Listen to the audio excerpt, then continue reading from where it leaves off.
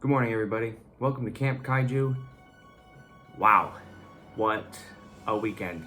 I finally saw Godzilla vs. Kong, and I got a lot to talk about, but I only have 5 minutes to do so.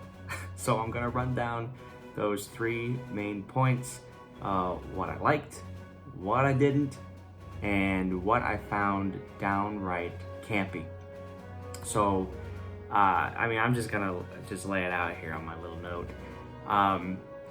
What I loved first and foremost was the fight choreography between the two monsters. And before I get into any further, obviously, spoiler alert, I'm going to talk about this movie. The fights were awesome. Just pound for pound, just everything I wanted out of this movie. Specifically with the fight choreography, I love the underwater fight the most. Seeing Godzilla move underwater, tell me that is something you've ever seen before. I think as much as I love suit acting, I have to admit that the use of CG allows for some shots and action that you've just never seen before, and I love the underwater stuff. I loved the Hollow Earth. Yeah, let's switch gears. Let's talk about Kong. I joked with my brother. I was like, if I had to sum this movie up with one sentence, it would be great King Kong movie with Godzilla in it. But that's not a bad thing. I loved Kong being the emotional heart of this story and kind of the main character. And we follow his arc and his search for home. And then we go into the Hollow Earth, which I just, as a concept, is like a science fiction concept. I love, Journey to the Center of the Earth.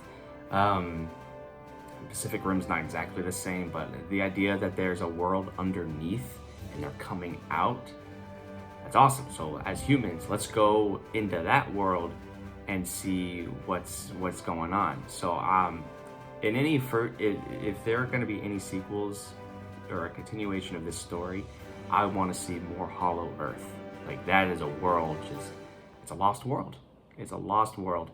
I love Kong sitting in the chair. That's campy, but in a really good way. Kong is king, baby. And I just real quick, I just loved all the homages to all the other films. Some quick examples: when they fly Kong, total throwback to King Kong versus Godzilla, right? There was a moment with the first battle with the battleships where Godzilla is dragging a battleship, and you can't see Godzilla, but you see the ship on the surface of the water. And when Godzilla goes down, that boat goes down, and I was like, oh, not with 3 barrels on him. He can't go down with 3 barrels, but he did. And that's a Jaws reference, for those of you who don't know. So I just love those little things. I was like, Adam Wingard, I see you. Now let's move to some things that I didn't quite connect to. And I'm gonna be super nitpicky. I could go on and on, obviously, but the main thing for me was the underuse of MechaGodzilla. I love the execution of MechaGodzilla himself. I thought it was a fine story to get him to the playing field. But when he finally made his appearance and you have the big bad, this is what we've been building up to. Was it just me, or was that third fight actually the shortest and least satisfying? And I was like, that's interesting. I really wanted more. And I'll tell you what, I think what soured that just even a little bit more for me was the human element at that moment. It's Godzilla versus Kong. They should have been the ones to defeat MechaGodzilla. I believe they could have done so without some cheap, weird reason of the guy pouring his flask on the computer. I was like, that's how you defeat MechaGodzilla? You didn't earn that. That's a little cheap. Just nix that. Have Godzilla and Kong take him down. Done. That would have been so much more satisfying. So before I wrap up here, a couple of campy things. I don't know if you noticed, but Kong did shove that axe down Godzilla's throat, which was totally what you wanted with the tree scene in King Kong versus Godzilla. I won't do this anymore, I promise.